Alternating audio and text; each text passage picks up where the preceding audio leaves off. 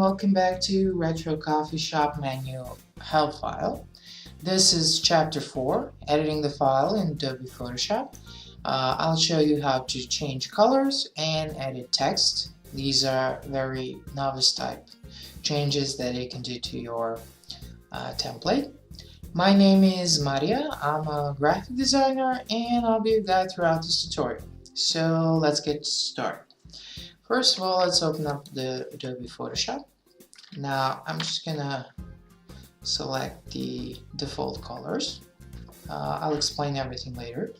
Now we can open the file with File Open, or with like all the other Photoshop applications, you can just select your file and drag it directly to the work area. And once it's done, you're gonna see we have the cover front, page 1, page 2, and cover back. When it comes to editing the colors, unfortunately with Photoshop, there are no shortcuts. There is one, but it's not actually a shortcut. Now, let's say we want to change the colors, and we don't want to have this green. We want something blue. So what I'm going to do is set the foreground color first. I'm just going to select some light blue here, and then I'm going to set the background and make it dark blue. Now I can either click on this color swatch, change it manually, add my colors, whatever, or once I select it, I can go to Shift,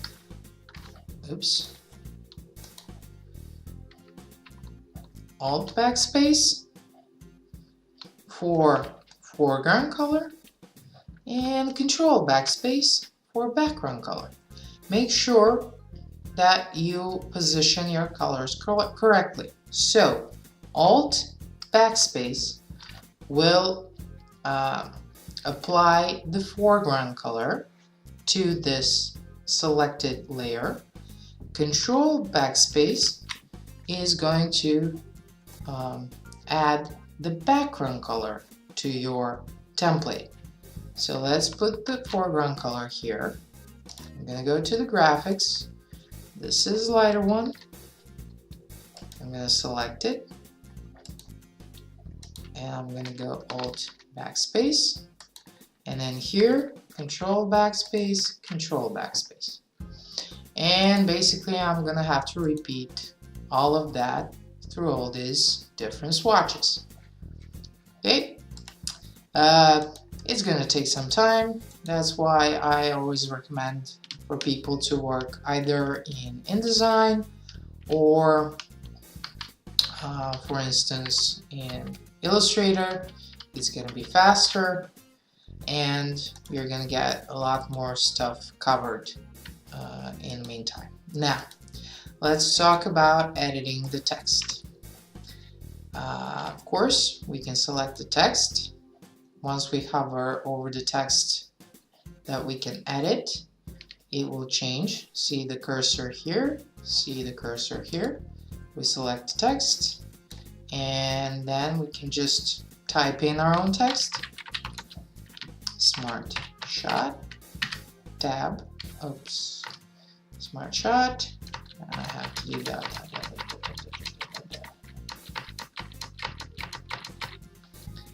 Let's say $15. Okay. Now, the easier way to do that would be using the styles. Let me just try to find them. Window, character, paragraph. Unfortunately, yeah, this is the CS 5.5 version. If you work in the in CC versions, Photoshop has paragraph styles like Illustrator and InDesign.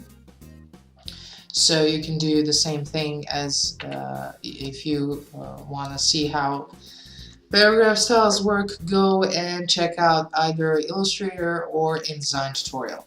So basically you would put in the name, tab, and then the price, enter, and then you add your own description. If you're working in CS5, unfortunately you'll have to go through it manually. So if you work in CS5 versions, I recommend working through Illustrator or InDesign, especially when it comes to coffee shops, restaurants, where you have a lot of changes, where you have a lot of text, a lot of different drinks. It's easier to work through paragraph styles than to edit each and every element individually. Okay, that was it when it comes to editing the file in Adobe Photoshop. Oh yeah, one more thing. Like in all other files, once you have everything set up, go to File, Save As,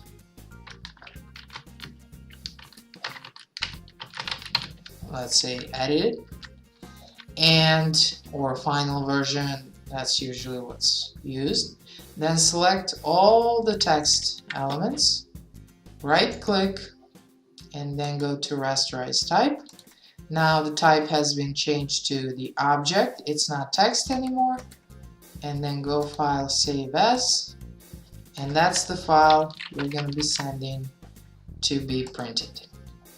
Okay, you save it, you send it to be printed, and that's it. Okay. Thank you for watching this tutorial. This was the end of the chapter 4. If you have any questions, issues, you want to know something a little bit more about this template, please don't hesitate to contact me, and I'll try to respond as soon as possible. Thank you for watching. Have a good day, and I'll see you in the next tutorial. Bye!